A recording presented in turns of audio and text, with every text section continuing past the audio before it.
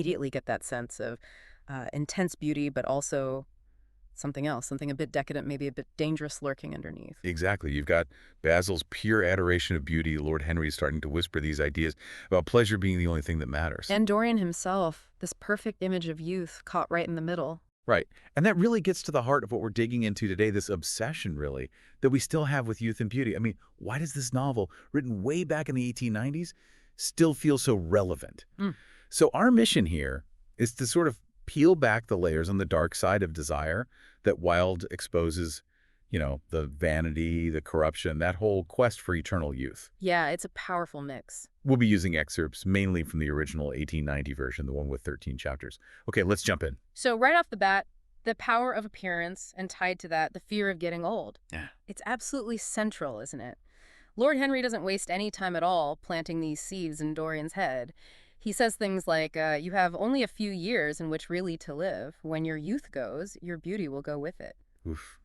That's pretty blatant. It is. It hits Dorian right where he lives, tapping into this, well, maybe universal insecurity about losing one's looks, losing that prime of life.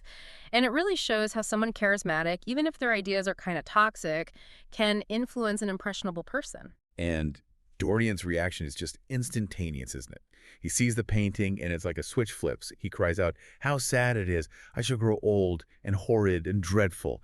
But this picture will remain always young." If it was only the other way, if it was I who were to be always young and the picture that were to grow old, for this, I would give everything. Wow, that's the moment. That's the bargain right there. That impulsive wish just kicks off the whole tragedy. What do you think drives that intensity? Is it just vanity? Well, it's partly vanity, sure, but I think there's real terror there, too. It's not just wanting to stay young. It's this deep fear of becoming irrelevant, unvalued, because everyone around him, especially Basil and Lord Henry, they place such an enormous value on his looks. Yeah, Basil practically worships him, calls him Adonis, like he's made of ivory and rose leaves, compares him to Narcissus. Exactly. And even Lord Henry the Cynic says, beauty is a form of genius, is higher indeed than genius, as it needs no explanation. So beauty needs no justification, it just is. Right. An elevating appearance that high. Well, it sets Dorian up to value the wrong thing, fatally so. Okay, so he's got Henry whispering about how fleeting youth is, Basil idolizing his looks, and then he makes this wish, and things start to slide almost immediately. Yeah, Lord Henry is right there, sort of feeding him these tempting, morally flexible ideas. Like that famous line, the only way to get rid of a temptation is to yield to it. Huh. Easy for him to say. Well, yeah, but for Dorian, it's like permission. It gives him this intellectual cover, maybe, a justification for prioritizing pleasure above all else.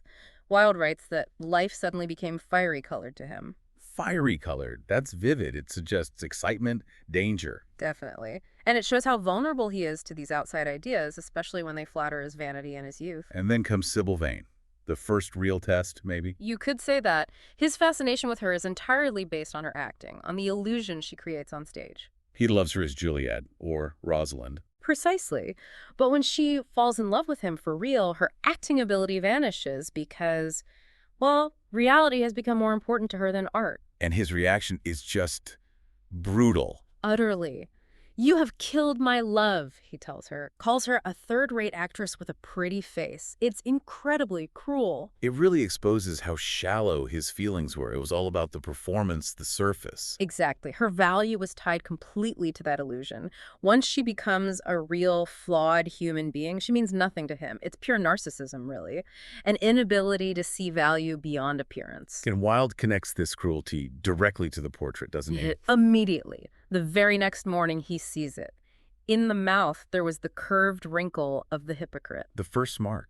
That must have been shocking for him. Oh, for sure. He's horrified. He even thinks, briefly, about going back to Sybil, trying to make amends. But does he?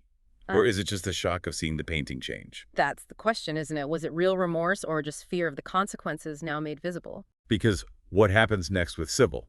Her suicide. It pushes him further down the path. It does. And his reaction is chillingly detached. He calls it extraordinarily dramatic. Like life is just another play for him to watch. And who's right there to help him frame it that way? Lord Henry, of course. He rationalizes it, minimizes Dorian's responsibility, tells him it's actually a kind of beautiful tragedy he inspired. So any guilt Dorian might have felt gets smoothed over. Pretty much. Hmm. And that's when he decides, consciously, to hide the portrait, lock it away. Right. Out of sight, out of mind.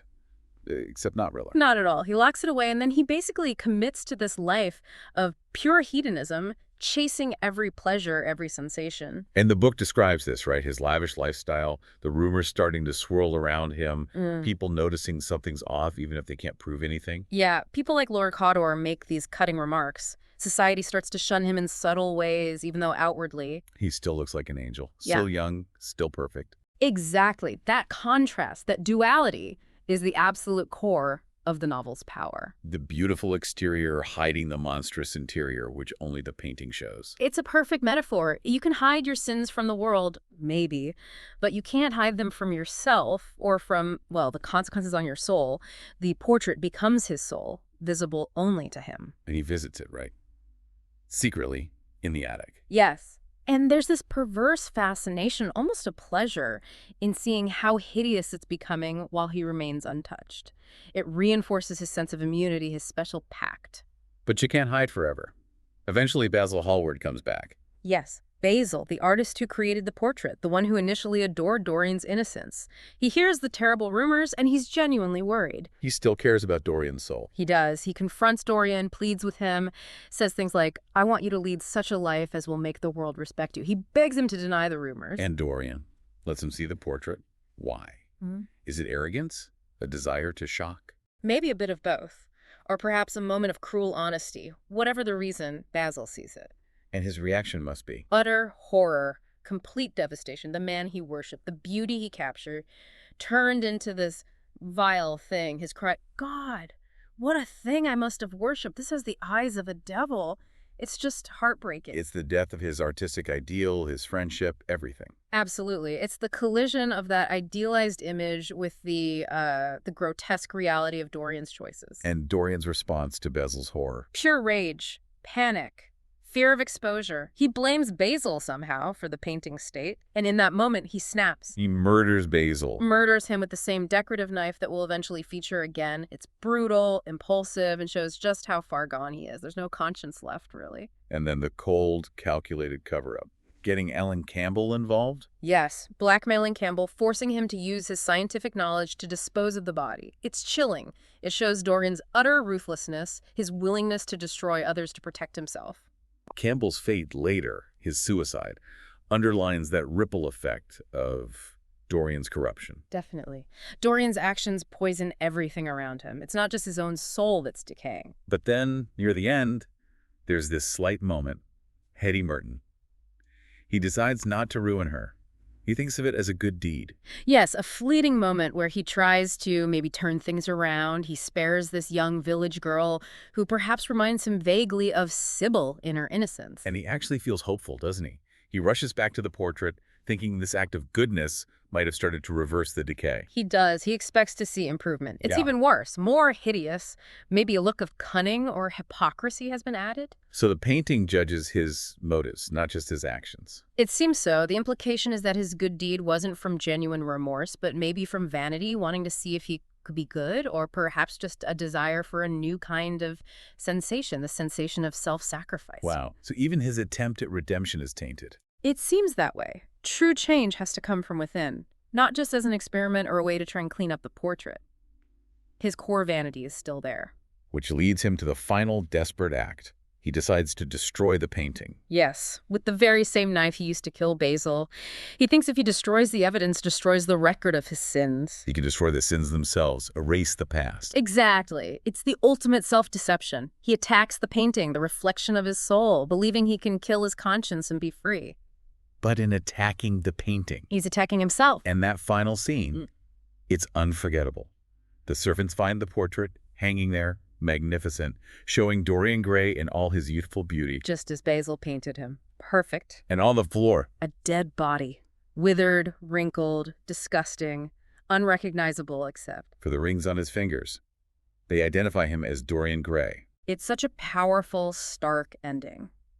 The message is pretty clear. The beauty he clung to was meaningless without a decent soul. The portrait, in the end, showed the truth, and the consequences finally caught up with him in the most literal way. So wrapping up this deep dive, the key takeaways really seem to be about, well, the destructive power of vanity when it's unchecked. Definitely. And how the pursuit of pleasure without any moral compass can lead to utter corruption. And ultimately, you just can't escape who you are and what you've done. The consequences find you. hmm Wilde really nails these timeless human struggles, our relationship with how we look, with getting older, with morality. It's why the book still feels so well alive. Which brings us to that final thought for you, listening. Ah. We live in a world absolutely saturated with images of perfect youth, perfect beauty, think social media, cosmetic procedures, all of it. Yeah, it's everywhere. So do you see echoes of Dorian's obsession in our own culture? Is our focus on the external sometimes blinding us? What's the real price we pay when we value appearance over, over integrity? Something to think about, for sure. Does chasing that perfect image risk corrupting something deeper inside? It's a question Wilde posed over a century ago, and maybe it's more relevant now than ever.